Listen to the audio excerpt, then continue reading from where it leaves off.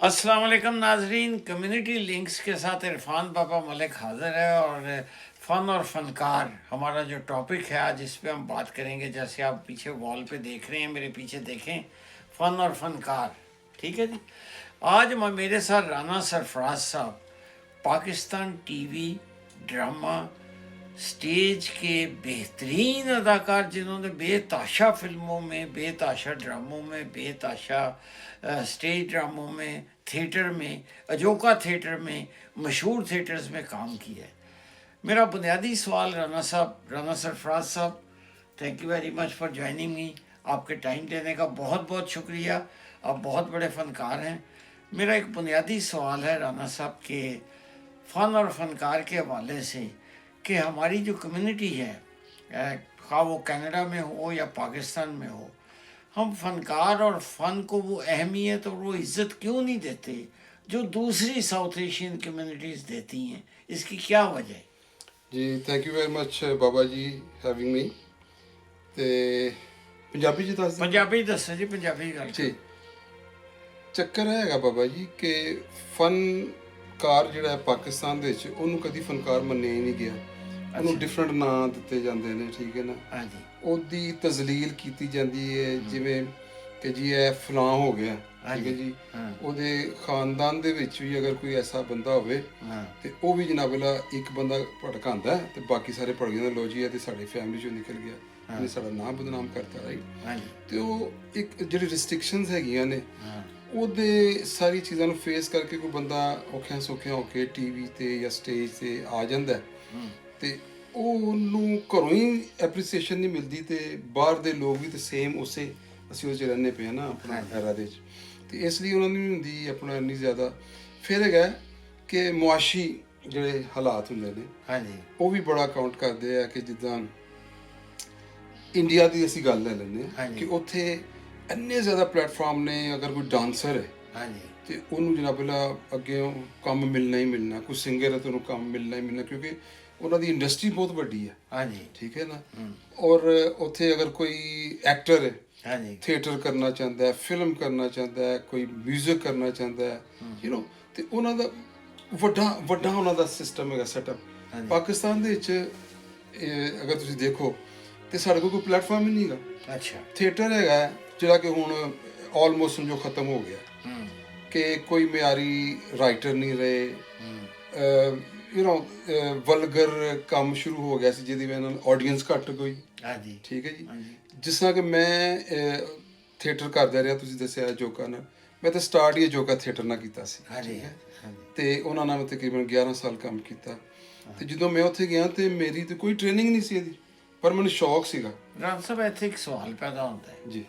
ਤੁਸੀਂ ਉਹਨੇ ਜ਼ਿਕਰ ਕੀਤਾ ਕਿ ਜੀ ਉਹ ਸਾਰੇ ਲੋਕ ਆਹਿਸਤਾ ਆਹਿਸਤਾ ਰਾਈਟਰ ਵੀ ਇੱਧਰ ਉੱਧਰ ਹੋ ਗਏ, ਬੜੇ ਅੱਛੇ ਅੱਛੇ ਰਾਈਟਰ ਸਨ। ਕੀ ਉਹਦੀ ਵਜ੍ਹਾ ਇਹ ਸੀ ਕਿ ਸਾਡੀ ਆਵਾਮ ਕੋਈ ਮਿਆਰੀ ਕੰਮ ਦੇਖਣਾ ਨਹੀਂ ਚਾਹੁੰਦੀ, ਜਾਂ ਅਸੀਂ ਮਿਆਰੀ ਕੰਮ ਕਰਨ ਵਾਲਿਆਂ ਨੂੰ ਪੇਮੈਂਟ ਨਹੀਂ ਕਰਦੇ, ਪੈਸੇ ਨਹੀਂ ਮਿਲਦੇ, ਔਰ ਅਸੀਂ ਸਿਰਫ ਜੁਗਤਾਂ ਦੇ ਉੱਤੇ ਤੇ ਮਜ਼ਾਕ ਦੇ ਉੱਤੇ ਤੇ ਬਸ ਹੱਸ ਹੱਸਾ ਕੇ ਤੇ ਆਪਣਾ ਕੰਮ ਵਲਗਰ ਫਿਲਮਾਂ ਬਣਾ ਕੇ ਉਹ ਕੰਮ ਚਲਾਉਂਦੇ? ਨਹੀਂ ਨਹੀਂ ਨਹੀਂ, ਸਾਡੀ ਆਵਾਮ ਮਿਆਰੀ ਕੰਮ ਵੇਖਣਾ ਚਾਹੁੰਦੀ ਹੈ, ਮਿਆਰੀ ਕੰਮ ਹੁੰਦਾ ਪਿਆ ਸੀ। ਸਾਡੇ ਥੀਏਟਰ ਦੇ ਵਿੱਚ ਫੈਮਲੀਆਂ ਆਉਂਦੀਆਂ ਹੁੰਦੀਆਂ ਸਨ, ਅਗਰ ਤੁਸੀਂ ਜੀ ਜੀ, ਜੋਕਾ ਥੀਏਟਰ ਚ ਮੰਨੀ। ਅਜੋਕਾ ਥੀਏਟਰ ਤੋਂ ਇਲਾਵਾ ਜਿਹੜਾ ਸਾਡਾ ਕਮਰਸ਼ੀਅਲ ਥੀਏਟਰ ਸੀਗਾ, ਹਾਂਜੀ, ਅੱਜ ਤੋਂ ਤੁਸੀਂ ਕੋਈ 20 ਸਾਲ ਪਿੱਛੇ ਚਲੇ ਜਾਓ, ਹਾਂਜੀ। 25 ਸਾਲ ਪਿੱਛੇ ਚਲੇ ਜਾਓ, ਹਾਂਜੀ, ਤੇ ਫੈਮਲੀਜ਼ ਬੈਠੀਆਂ ਹੁੰਦੀਆਂ ਸਨ। ਹਾਂਜੀ, ਆਹਿਸਤਾ ਆਹਿਸਤਾ ਜਦੋਂ ਡਾਂਸ ਸਟੇਜ ਤੇ ਆ ਗਿਆ, ਆਹਿਸਤਾ ਆਹਿਸਤਾ ਜਿਹੜੇ ਫਿਲਮ ਦੇ ਪ੍ਰੋਡਿਊਸਰ ਜਿਹੜੇ ਉਹ ਥੀਏਟਰ ਦੇ ਵਿੱਚ ਇਨਵੈਸਟ ਕਰਨਾ ਸ਼ੁਰੂ ਹੋ ਗਏ, ਹਾਂ, ਠੀਕ ਹੈ। ਤੇ ਉਹਨਾਂ ਨੇ ਵੇਖਿਆ ਕਿ ਲੋਕ ਕੀ ਵੇਖਣਾ ਪਸੰਦ ਕਰਦੇ ਨੇ, ਅੱਛਾ ਜੀ, ਡਾਂਸ ਵੇਖਣਾ ਪਸੰਦ ਕਰਦੇ ਨੇ। ਉਹਨਾਂ ਨੇ ਇਹ ਨਹੀਂ ਵੇਖਿਆ ਕਿ ਜਨਾਬ ਵਾਲਾ ਅਸੀਂ ਜਿਹੜੀ ਨਾ ਫੈਮਿਲੀ 'ਚੋਂ 2 ਬੰਦੇ ਲੈ ਕੇ ਗਏ ਥੀਏਟਰ 'ਚ, ਹਾਂਜੀ, ਉਹਨਾਂ ਨੇ ਸਿਰਫ ਇੱਕ ਲਿਆਂਦਾ ਕਿ ਬੰਦਾ ਮਰਦ, ਅੱਛਾ, ਠੀਕ ਹੈ। ਉਹਦੇ ਜਨਾਬ ਇੰਟਰਟੇਨਮੈਂਟ ਵਾਸਤੇ ਚੀਜ਼ਾਂ ਉਹਨਾਂ ਨੇ ਰੱਖੀਆਂ। ਹਾਂ, ਤੇ ਖਵਾਤੀਨ, ਜਦੋਂ ਖਵਾਤੀਨ ਹੀ ਉਹ 'ਚ ਨਹੀਂ ਹੈਗੀਆਂ, ਹਾਂ, ਤੁਹਾਡੀ ਆਡੀਅנס ਖਵਾਤੀਨ ਨਹੀਂ ਹੈਗੀਆਂ, ਤੇ ਤੁਹਾਡਾ ਕੰਮ ਮਿਆਰੀ ਹੋ ਹੀ ਨਹੀਂ ਹੋ ਸਕਦਾ। ਹੀ ਨਹੀਂ ਸਕਦਾ। ਬਿਲਕੁਲ ਦੁਰਸਤ ਕਿਹਾ ਸਰ। ਤੋ ਇਹ ਚੱਕਰ ਹੈਗਾ ਬਾਬਾ ਜੀ।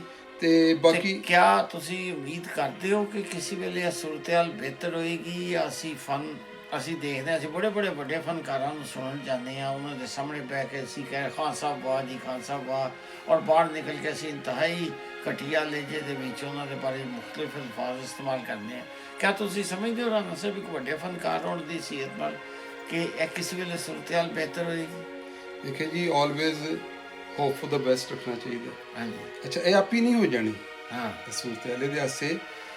ਜਿਹੜੇ ਲੋਕ ਕੰਮ ਕਰ ਰਹੇ ਨੇ, ਜਿਹੜੇ ਬਹੁਤ ਫੇਮਸ ਹੋ ਗਏ ਨੇ, ਉਹ ਬੜੇ ਅਮੀਰ ਹੋ ਗਏ ਨੇ, हाँ जी। ਠੀਕ ਹੈ ਨਾ, ਉਹ ਦਾ ਧਿਆਨ ਤੇ ਹੁਣ ਉਧਰ ਹੈ ਹੀ ਨਹੀਂ ਕਿ ਜਨਾਬ ਵਾਲਾ ਇਹਨੂੰ ਕੋਈ ਕੀਤਾ ਜਾਏ, ਕੋਈ ਕ੍ਰੀਏਟਿਵ ਕੰਮ ਕੀਤਾ ਜਾਏ। ਉਹ ਤਾਂ ਜਨਾਬ ਵਾਲਾ ਹੁਣ ਬਣ ਗਏ ਜੋ ਉੱਥੇ ਬਹਿ ਕੇ ਉਹ ਕੀ ਕਹਿੰਦੇ ਨੇ, ਤੁਸੀਂ ਨਾ ਖੁਦਾ ਬਣ ਗਏ ਬਾਈ। हाँ जी। ਹੁਣ ਥੱਲਿਓਂ ਕੁਝ ਜਿਹੜੇ ਨਵੇਂ ਸਾਡੇ ਤੇ ਬੱਚੇ ਜਿਹੜੇ ਸਕੂਲਾਂ ਕਾਲਜਾਂ 'ਚ ਪੜ੍ਹਦੇ ਪਏ ਨੇ, ਠੀਕ ਹੈ ਨਾ, ਉਹ ਉਹਦੇ ਵਾਸਤੇ ਕੋਈ ਐਫਰਟ ਕਰਨ, ਕੁਛ ਅਸੀਂ ਕਰੀਏ ਐਫਰਟ, ਠੀਕ ਹੈ ਨਾ, ਤੇ ਅੱਛਾ ਮਿਆਰੀ ਕੰਮ ਜਨਾਬ ਲੋਕਾਂ ਨੂੰ ਦਿਖਾਉਣ ਦੀ ਕੋਸ਼ਿਸ਼ ਕਰੀਏ। अच्छा सब कैनेडा दे वाले थोड़ी जी गल कैनेडा ते कर ਲਈ। ਅਸੀਂ ਕੋਈ ਕੈਨੇਡੀਅਨ, ਤੁਸੀਂ ਵੀ ਕੈਨੇਡੀਅਨ ਹੋ, ਮੈਂ ਵੀ ਕੈਨੇਡੀਅਨ। ਹਾਂਜੀ ਆ ਦੇਖੋ ਕੈਨੇਡਾ ਜੀ। ਕੈਨੇਡਾ ਦੇ ਵਿੱਚ ਦੂਸਰੀ ਕਮਿਊਨਿਟੀਜ਼ ਦੇ ਡਰਾਮੇ ਬੜੇ ਕਾਮਯਾਬ ਹੁੰਦੇ ਨੇ, ਉਹਨਾਂ ਨੂੰ ਬੜੇ ਫੰਡ ਮਿਲਦੇ ਨੇ, ਬੜੇ ਪੈਸੇ ਪਤਾ ਨਹੀਂ ਕਿੱਥੋਂ ਆਉਂਦੇ ਨੇ।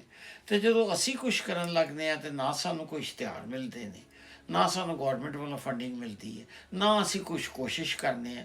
$10 ਦੀ ਟਿਕਟ ਲਾ ਕੇ ਅਸੀਂ ਜ਼ਬਰਦਸਤੀ ਲੋਕਾਂ ਨੂੰ ਲੈ ਕੇ ਆਉਂਦੇ ਹਾਂ। ਤੇ ਕੈਨੇਡਾ 'ਚ ਇਹ ਸਿਚੁਏਸ਼ਨ ਕਿਉਂ ਹੈ? ਬਾਬਾ ਜੀ ਕੈਨੇਡਾ ਦੇ ਵਿੱਚ ਅਗੇਨ ਜਿਹੜੀ ਆਪਣੀ ਕਮਿਊਨਿਟੀ ਹੈ, ਠੀਕ ਹੈ ਨਾ ਜੀ, ਉਹਦੇ 'ਚ ਲੋਕ ਤੇ ਉੱਥੋਂ ਪਾਕਿਸਤਾਨ ਹੀ ਆਏ ਨੇ ਨਾ, ਹਾਂਜੀ, ਠੀਕ ਹੈ। ਅੱਛਾ ਫਿਰ ਕੀ ਹੈਗਾ ਕਿ ਡਿਸਪਲਿਨ ਨਹੀਂ ਹੈਗਾ।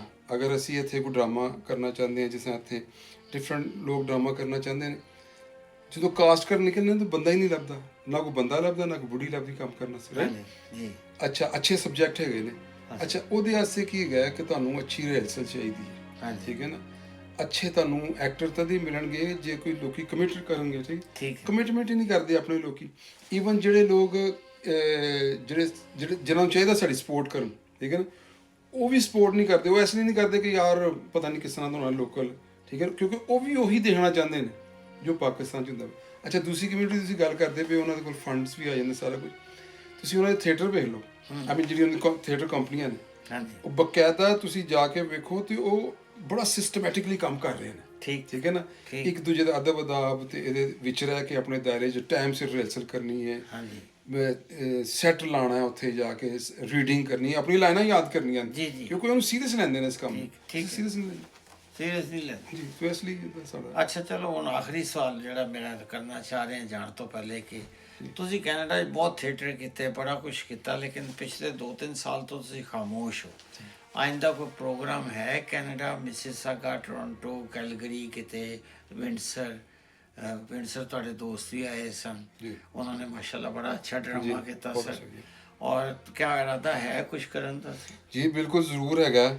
ਸਾਡੇ ਪੀਰੋ ਮੁਰਸ਼ਦ ਇੱਥੇ ਹੈਗੇ ਨੇ ਜ਼ਫਰ ਸ਼ਾਹ ਸਾਹਿਬ, ਮਾਸ਼ਾਅੱਲਾ। ਉਹਨਾਂ ਦੇ ਮੈਂ ਹਮੇਸ਼ਾ ਪਿੱਛੇ ਪਿਆ ਰਹਿੰਦਾ ਕਿ ਸ਼ਾਹ ਜੀ ਕਰੀਏ, ਕਿਉਂਕਿ ਉਹਨਾਂ ਕੋਲ ਇੰਨੇ ਅੱਛੇ ਸਬਜੈਕਟ ਹੈਗੇ ਨੇ, ਲਿਖੇ ਪਏ ਨੇ, ਡਰਾਮਾ ਲਿਖੇ ਪਏ ਨੇ, ਉਹ ਬੜੇ ਅੱਛੇ ਹਦਾਇਤਕਾਰ ਵੀ ਨੇ, ਠੀਕ ਹੈ ਨਾ। ਮੈਂ ਤੇ ਮੇਰੇ ਵੀ ਉਸਤਾਦ ਨੇ, ਮੈਨੂੰ ਉਹਨਾਂ ਨੇ ਐਕਟਿੰਗ ਸਿਖਾਈ ਜੀ। ਜਿੰਨੇ ਵੀ ਮੈਂ ਡਰਾਮੇ ਇੱਥੇ ਕੈਨੇਡਾ 'ਚ ਕੀਤੇ ਨੇ ਨਾ, ਹਾਂਜੀ, ਮੈਂ ਉਹਨਾਂ ਦੀ ਅੰਡਰ ਡਾਇਰੈਕਸ਼ਨ ਕੀਤੇ ਨੇ, ਔਰ ਬੜਾ ਅੱਛਾ ਪਿਆਰ ਨਾਲ ਸਮਝਾਉਂਦੇ ਨੇ ਔਰ ਕਰਕੇ ਦਿਖਾਉਂਦੇ ਨੇ ਤੁਹਾਨੂੰ ਕਿ ਵੀ ਇਸ ਤਰ੍ਹਾਂ ਕਰੋ।